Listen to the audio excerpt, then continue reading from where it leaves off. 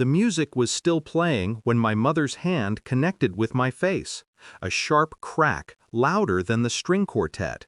My left earring flew off, landing somewhere between the champagne tower and the wedding cake. 50 faces froze mid-smile.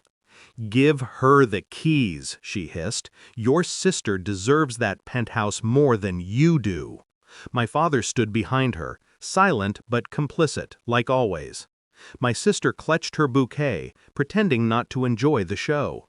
I stared at my mother's trembling hand, the one that had fed me soup when I was sick, the one that now burned on my cheek. I didn't say a word, I just smiled. Then I walked out, calm, precise, like I was leaving a meeting that had gone exactly as planned. Outside, under the soft hum of the reception lights, I pulled out my phone and made a single call. He picked up on the first ring. "It's time," I said, and hung up. You see, the slap wasn't the betrayal. That came months before. It started with whispers. My mother helping my sister with her wedding budget. My father advising her on real estate.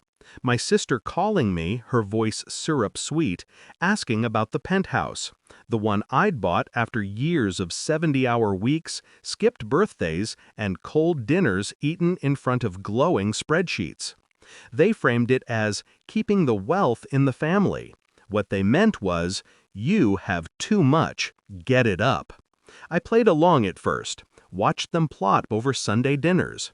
Mom accidentally left a copy of the deed in her purse during dessert. Dad hinted that married couples need a stable home. And my sister, my perfect sister, said, "You'll understand when you finally settle down." That's when I knew it wasn't about property. It was about control.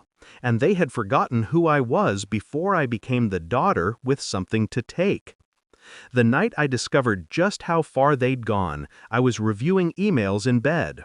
One from my mortgage broker caught my eye. A transfer request I hadn't made. Attached, a forged signature. Mine. They hadn't even been careful. The handwriting was my mother's, looping, elegant, familiar from every birthday card she ever signed. The witness name? My sister's fiancé. I stared at the document until my eyes burned. Then I set the phone down, turned off the light, and smiled into the dark. They wanted my penthouse? Fine, but they were going to pay for every brick. The next morning I called Marcus, my lawyer, and once upon a time my mother's favorite scapegoat when she needed someone to fix things quietly. I told him to make it look like I'd panicked, that I'd signed the property over willingly, under family pressure. Then I told him to file the right paperwork, the kind that doesn't appear until it's too late to undo. The penthouse was no longer under my name. It belonged to Harbor Line Holdings, a shell company registered overseas. And the CEO of Harbor Line? The man who picked up my call at the wedding. Back to that night.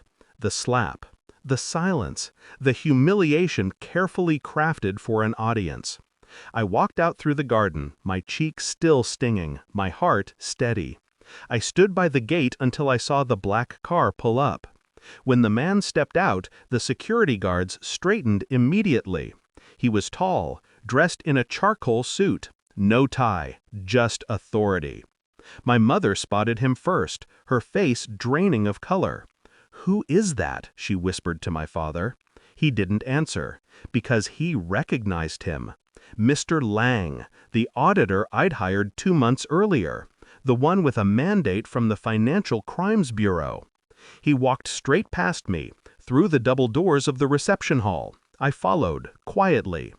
"Mrs. Hargrove," he announced, flashing his credentials, "we need to discuss the property transfers you and your husband authorized under your daughter's name. There are discrepancies." The room fell into silence again, only this time no one looked at me. My mother's hand found the back of a chair. "There must be some mistake." "There isn't," I said, stepping beside him. "You forged my signature on a federal document, and you tried to sell an asset that doesn't belong to you." Her lips trembled. "What are you saying?" I'm saying, I leaned in, voice low enough that only she could hear, you slapped the wrong daughter. They were escorted out before dessert. The guests whispered. My sister cried. Real tears this time. I picked my earring off the floor and pocketed it, a reminder of the last time any of them laid a hand on me. The penthouse remains mine, technically. Harborline will lease it back to me for $1 a year. My parents' accounts, though, are frozen pending investigation. My sister's wedding photos? Still stunning, except for the background, where her mother's face is caught mid-scream. I drove home that night with the window down, the city lights washing over me. The slap still echoed faintly in my mind, but not as pain, as punctuation.